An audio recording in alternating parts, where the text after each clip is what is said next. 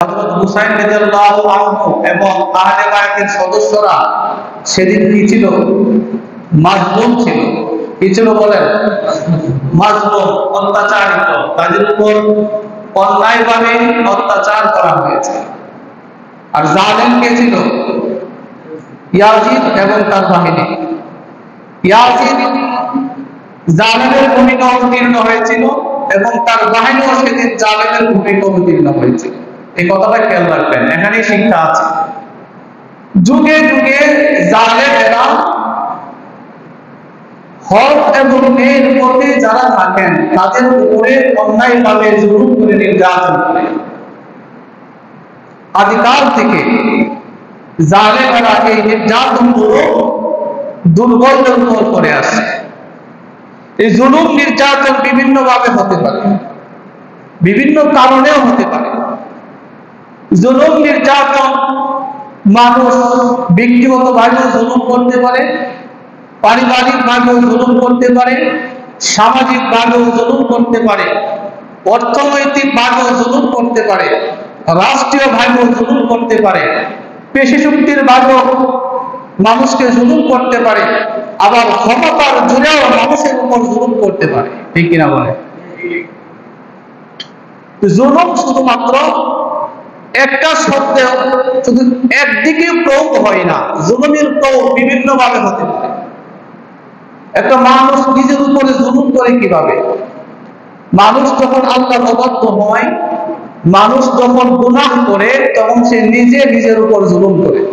খেয়াল করেন, মানুষ যখন গুনাহ করে, কোন পুরুষ যদি গুনাহ করে সে নিজে নিজের উপর জুলুম করলো।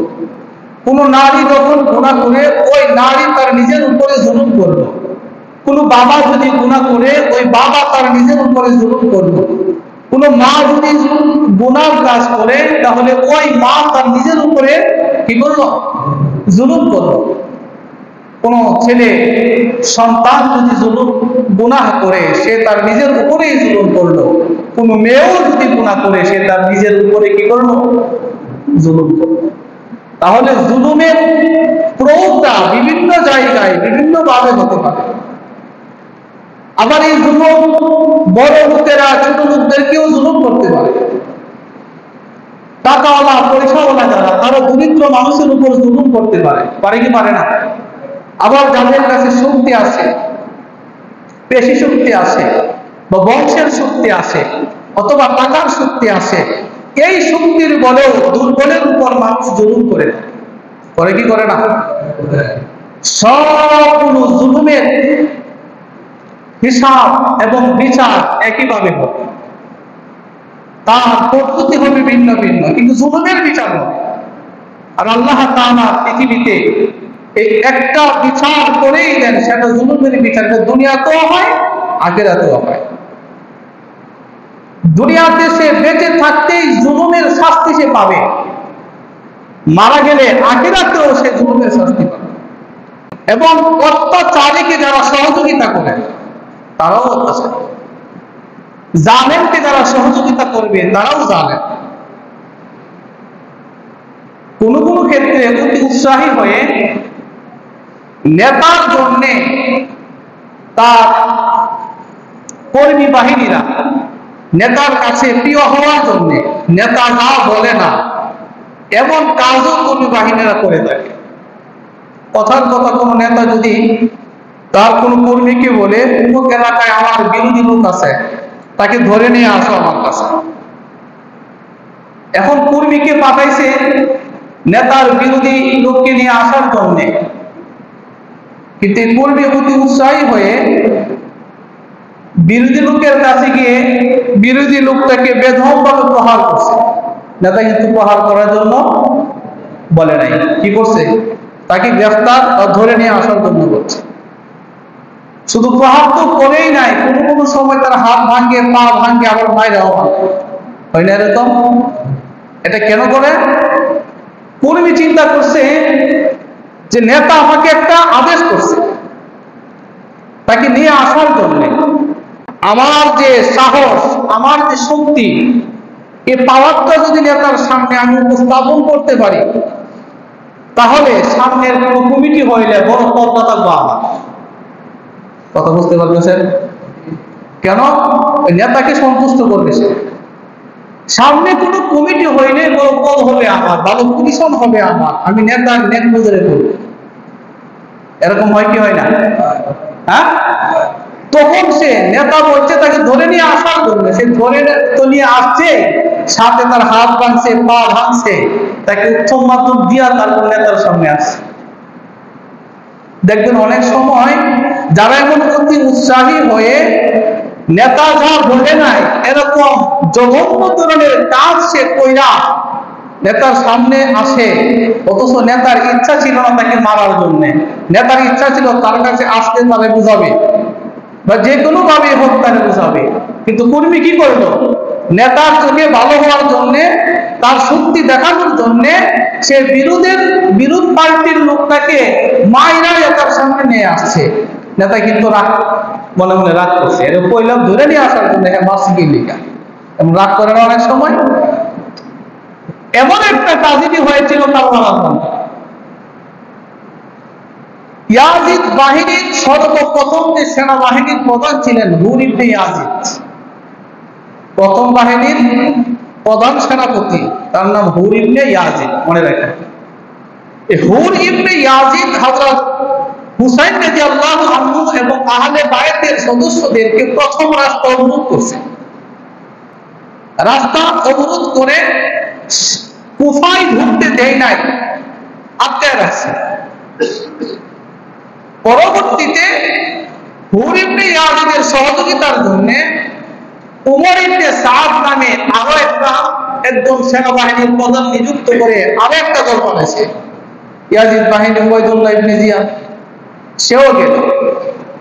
তৃতীয় পর্যায়ে যেদিন যুদ্ধ হবে ওই দিন সীমাকে পাঠানো হলো আরো 4000 সৈন্য দিয়া। ইতিহাস বলে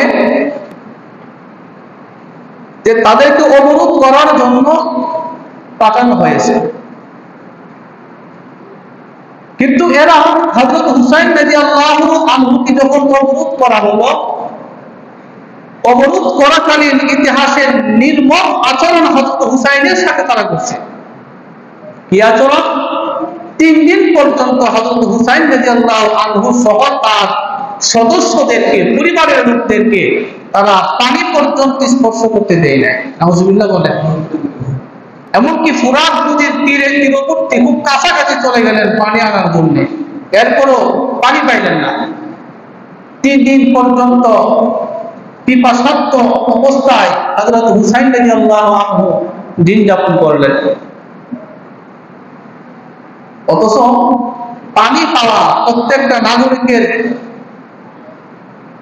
তার অন্যতম একটা অধিকার, খাদ্য পাওয়া প্রত্যেকটা নাগরিকের অন্যতম অধিকার, চিকিৎসা পাওয়া, বাসস্থান পাওয়া প্রত্যেকটা নাগরিকের তার সামাজিক বলেন রাষ্ট্রীয় অধিকার।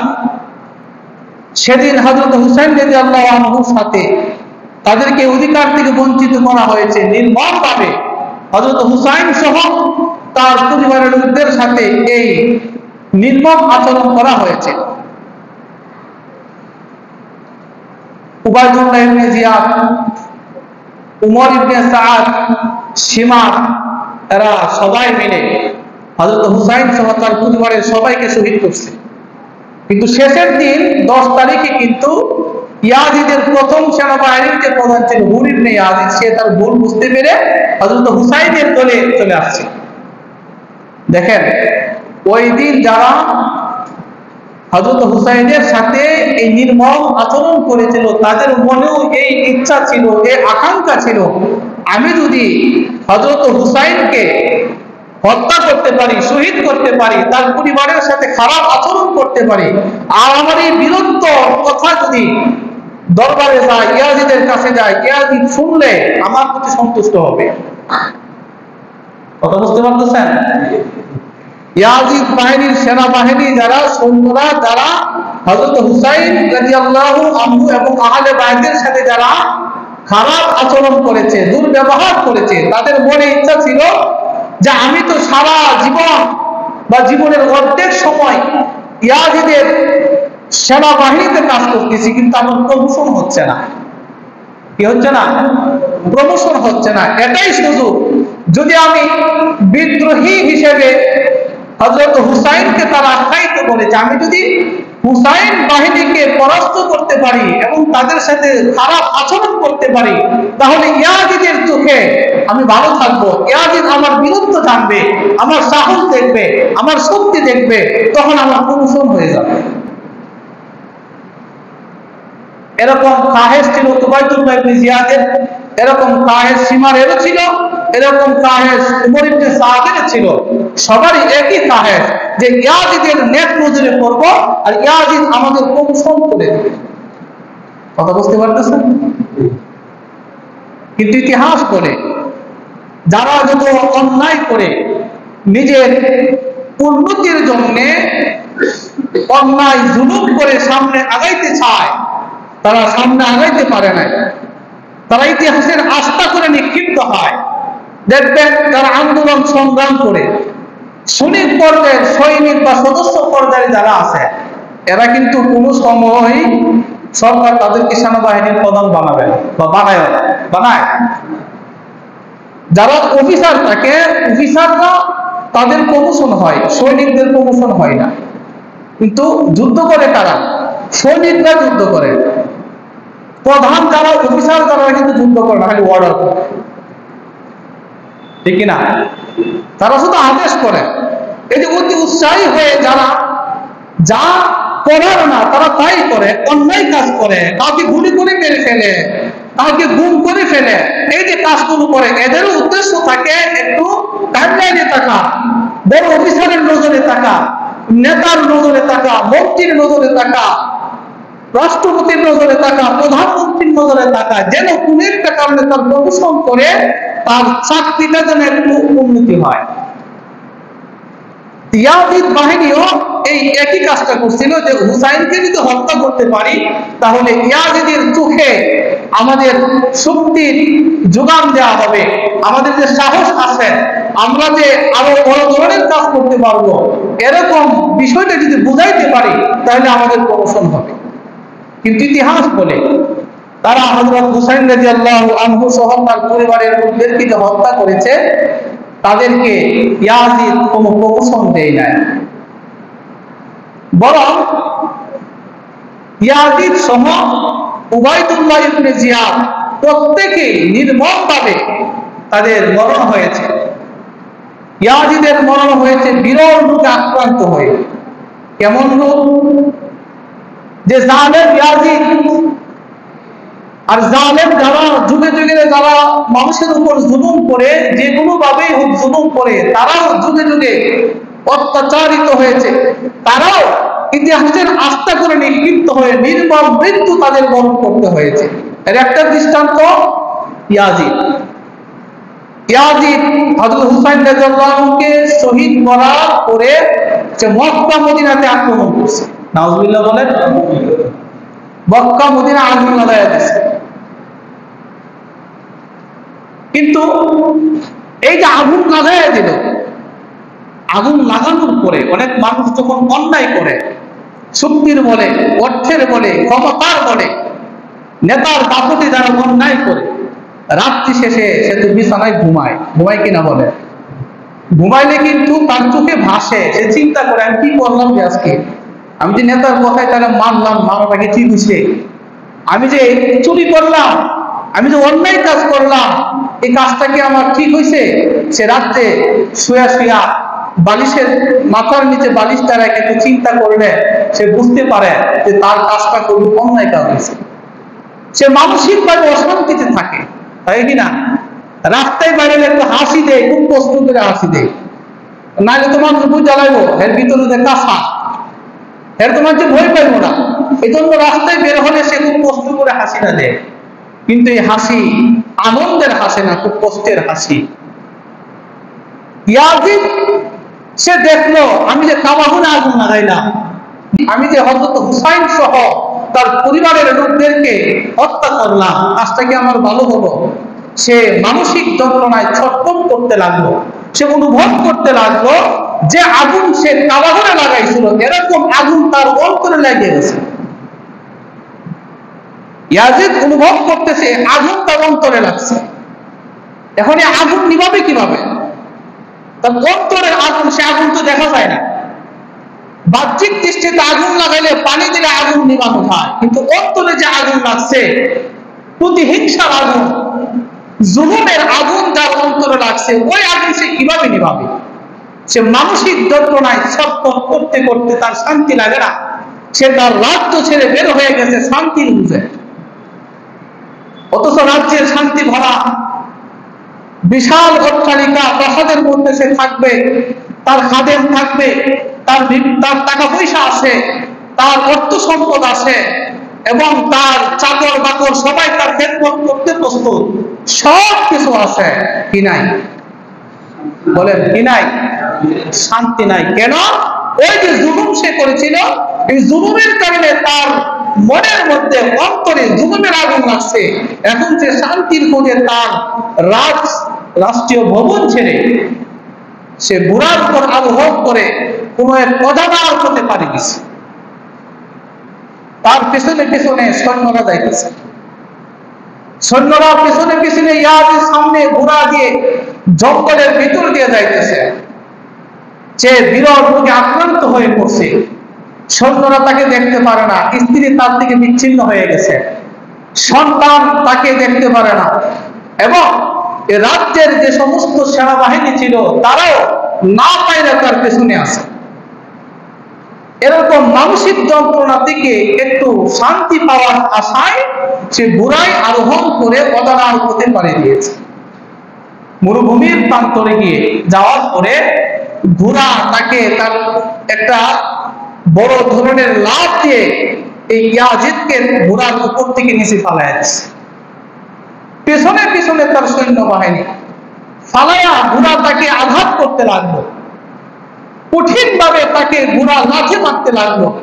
ঘোড়া লাথি খেয়ে খেয়ে ইয়াজিদ নির্মম ভাবে মরুভূমির প্রান্তরেই সে মারা গেল। তার রক্ত, তার মাংস, তার হাড্ডি ছিন্ন বিচ্ছিন্ন হয়ে গেছে, এক একটা অংশ এক এক জায়গায় পড়ে গেছে। কোথায় কোন অংশ আছে খুঁজে তালাশ করে আর পাওয়া যায় নাই।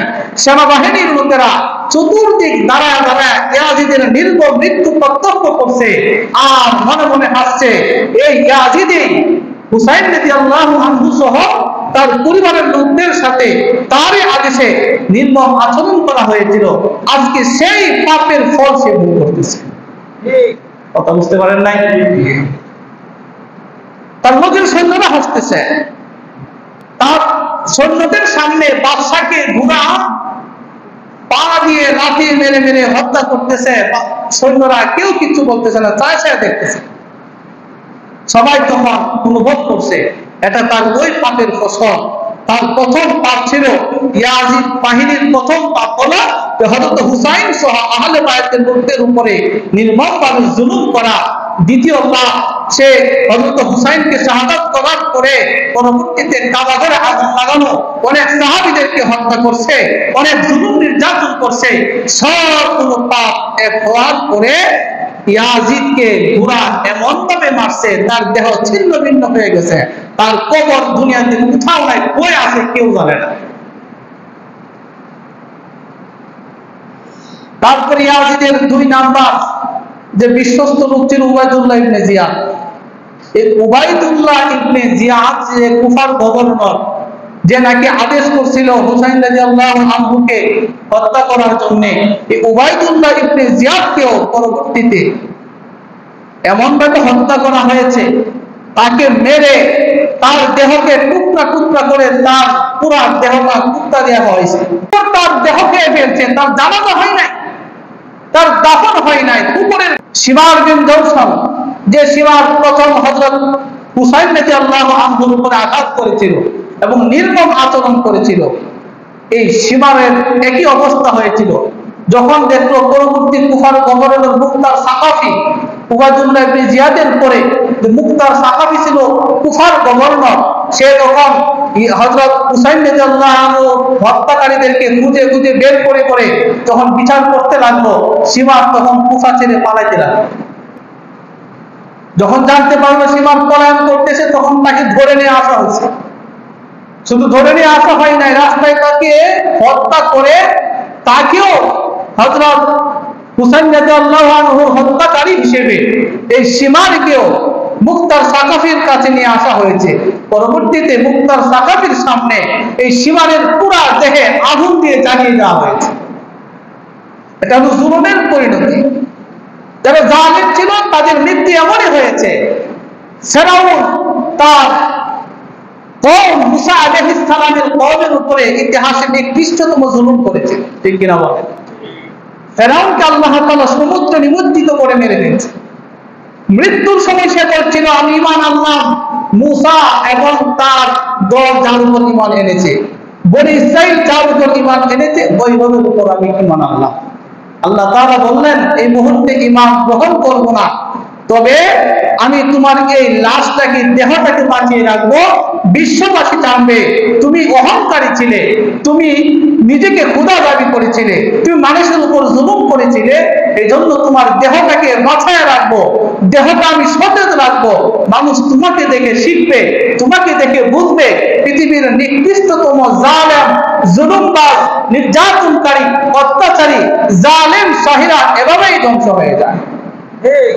নমরুদ হযরত ইব্রাহিম আলাইহিস সালামের উপর জুলুম করেছিল। নমরুদকে সামান্য মশার মাধ্যমে আল্লাহ তাআলা শাস্তি দিয়েছেন, জানেন নাই? কারণ তার অর্থ সম্পদ ছিল, তাকে বলা হয়েছিল সম্পদ দিয়ে মানুষের উপকার করো, আল্লাহর রাস্তায় দান করো। সে উদ্যত প্রকাশ করে বলেছিল এই সম্পদ আমার নিজের হাতের কামাই, আমি এই সম্পদ কামাই করছি, আমি কেন দান করব? আল্লাহ তাআলা তার পুরা সম্পদকে, তাকে সহ তার পুরা সম্পত্তি, তার সম্পত্তির তার গোডাউনের চাবিগুলো রাখার জন্য অনেকগুলো উট নিয়োজিত থাকতো তার চাবি বহন করার জন্য। সব সম্পত্তিগুলোকে উট সহ কারুন সহ জমিনের মধ্যে আল্লাহ তাআলা তাকে দাবায় দিয়েছে। এগুলো হলো জালিমের শেষ পরিণতি। শেষের দিকে ইয়াজিদ যে জুলুম করেছে হযরত হুসাইনের উপরে, তার একই অবস্থা হয়েছে। এই জালিমেরও এই করুণ পরিণত হয়েছে। যুগে যুগে যারা মানুষের উপর জুলুম করবে, যুগে যুগে যারা মানুষকে বিভিন্নভাবে জুলুম করবে, কথার মাধ্যমে জুলুম হতে পারে, টাকা পয়সার মাধ্যমে জুলুম হতে পারে, নেতৃত্বের মাধ্যমে জুলুম হতে পারে, ক্ষমতার অপব্যবহার করে জুলুম হতে পারে। যুগে যুগে যে যে পদ্ধতিতে মানুষের উপর জুলুম করবে, নির্যাতন করবে, মানুষের অধিকারের উপরে যারা হস্তক্ষেপ করবে, এই জালেমদের মৃত্যু ওই করুণ পরিণতি হবে। তাদের মৃত্যু সেই চরম ভাবেই হবে, যেমন মৃত্যু হয়েছিল ফেরাউনের, যেমন মৃত্যু হয়েছিল কারুনের, যেমন মৃত্যু হয়েছিল নমরুদের, যেমন মৃত্যু হয়েছিল ইয়াজুদ বাহিনীর, ঠিক কিনা বলে? আল্লাহ রাসূল সাল্লাল্লাহু আলাইহি ওয়াসাল্লাম বলেন যে আল্লাহ তাআলা হাদিসে কুদসির মধ্যে ইরশাদ করেছেন, হাদিসে কুদসি যার কথা সরাসরি আল্লাহ তাআলা বলছেন যে ইয়া ইবাদি ইন্নী হারামতু যুলমা আলা নাফসি, হে আমার বান্দারা আমি আমার নিজের উপরে কাউকে জুলুম করাকে হারাম করে দিয়েছি। আল্লাহর জন্য তো জায়েজ নাজায়েজ নাই, আছে? আল্লাহর জন্য এরকম কোন আছে যে আল্লাহর জন্য এটা করা জায়েজ এটা করা না জায়েজ, এরকম আছে? আরে জায়েজ না জায়েজ বিষয় তো হলো বান্দার জন্য, আল্লাহর জন্য তো কোনো জায়েজ না জায়েজ নাই। এরপর আল্লাহ তাআলা বলতেছেন যে জুলুম করাটাকে আমি আমার জন্য না জায়েজ করছি, জুলুম করাটাকে আমার জন্য আমি হারাম করছি। আমি আল্লাহ জুলুম করি না কাউকে, কাজেই তোমরাও কারোর উপর জুলুম করবে না। ও জাআলতু বাইনাকুম মুহাররামান, তোমাদের উপরেও আমি জুলুম করাকে হারাম করে দিয়েছি। ফালা তাযালামু, অতএব তোমরা পরস্পরকে জুলুম করবে না, অত্যাচার করবে না। তার মানে জুলুম বিষয়টা এত নিকৃষ্ট, এটা এমন মারাত্মক একটা বিধি, এই জুলুমের কারণে আল্লাহ তাআলার আরশ কেঁপে ওঠে। রাসূল সাল্লাল্লাহু আলাইহি ওয়াসাল্লাম বলেন ইন্না দাওয়াতাল মাজলুম, একজন অত্যাচারিত ব্যক্তি যার উপর জুলুম করা হয়, যার উপর জুলুম করা হয় সে হয় অত্যাচারিত, যে জুলুম করে সে কি হয়? জালেম, সে অত্যাচারী। রাসূল সাল্লাল্লাহু আলাইহি ওয়াসাল্লাম বলেন ইত্তাকি দাওয়াতাল মাজলুম, মাজলুমের দোয়া বদদোয়া থেকে তোমরা বেঁচে থাকো। ফা ইন্নাহা লাইসা বাইনাহা ওয়া বাইনাল্লাহি হিজাব, কেননা মাজলুম যখন দোয়া করে, মাজলুম আর আল্লাহ তাআলার মধ্যে কোনো পর্দা থাকে না। সুবহানাল্লাহ। তার দোয়া আল্লাহ কবুল করে নেয়, কিছুদিন আগে হোক বা পরে হোক বা নগদে হোক। জুলুমের মধ্যে সর্বপ্রথম নিকৃষ্টতম জুলুম হলো শিরিক করা, আল্লাহর সাথে শিরিক করা, আল্লাহ তাআলার সাথে কাউকে শিরিক করা, অংশীদার সাব্যস্ত করা, এটা নিকৃষ্টতম শিরিক, সবচেয়ে বড় জুলুম। এই শিরিক যারা করে তাদেরকে আল্লাহ তাআলা মাফ করেন না। তা আল্লাহ রাসূল সাল্লাল্লাহু আলাইহি ওয়াসাল্লাম বলছেন যে তিন ব্যক্তির দোয়া আল্লাহ তাআলা ফিরায় দেয় না, মানে এই তিন ব্যক্তি দোয়া করলে দোয়া আল্লাহ তাআলা কবুল করে নেন। এক নাম্বার, মা বাবার দোয়া সন্তানের প্রতি, তার দোয়া আপনি যে দোয়াই করেন, ভালো হোক মন্দ হোক, হাসি দিয়ে দোয়া করেন আর কাইন্দা দোয়া করেন, সন্তানের প্রতি খুশি হয়ে করেন আর বেজার হয়ে করেন, মুখে বাইরেছে এটা কবুল। দুই নাম্বার, যিনি মুসাফির, যিনি কি মুসাফির, আল্লাহর রাস্তায় আছেন, এই মুসাফির ব্যক্তি কোন দোয়া করলে ওই দোয়া আল্লাহ তাআলা কবুল করেন। তিন নাম্বার, মাজলুম ব্যক্তি, যিনি অত্যাচারিত হয়েছে বিভিন্ন ভাবে, যে কোনো ভাবেই হোক তিনি অত্যাচারিত হয়েছেন, মাজলুম হয়েছেন, এই মাজলুম যখন দোয়া করেন আল্লাহ তাআলা এই দোয়াগুলো কবুল করে নেন। এই জন্য আমাদের উচিত কোনো সময় জুলুম না করা। নবীজি বলছেন যে তোমরা জালেমকেও সাহায্য করো, মাজলুমকেও সাহায্য করো। এই কথাটা বুঝছেন? জালেমকেও কি করো? সাহায্য করো, মাজলুমকেও সাহায্য করো। সাহাবীরা বললেন, ইয়া রাসূলুল্লাহ, জালেম অত্যাচারীদের সাহায্য করতে। রাসূল সাল্লাল্লাহু আলাইহি সাল্লাম সাহাবীদেরকে বললেন, শোনো, যে জালেম তাকে তোমরা আটকায় রাখো, সে যেন আর জুলুম করতে না পারে। জুলুম না করতে পারা, জুলুম করতে না দেওয়াটাই হলো তাকে সাহায্য করা। আর মাজলুম, মাজলুমের পাশে থাকো। যদি কেউ কারো উপরে জুলুম করে, এই মাজলুমের পক্ষে থেকে জালেমকে প্রতিহত করো। একদিকে জালেমকে সাহায্য করা হলো, অপর দিকে যে মাজলুম তাকেও সাহায্য করা হলো। এই জন্য আমরা আমাদের জীবনে আমাদের দ্বারা যেন কোনো ধরনের জুলুম প্রকাশ না পায়, কথার দ্বারা হোক, জবানের দ্বারা হোক, হাতের দ্বারা হোক, টাকা পয়সার দ্বারা হোক, অর্থের দ্বারা হোক, ক্ষমতার দ্বারা হোক, যে কোনো ভাবেই হোক কোনো ধরনের জুলুম যেন প্রকাশ না পায়। আল্লাহ তাআলা আমাদেরকে তৌফিক দান করুন। সকলে বলে আমিন।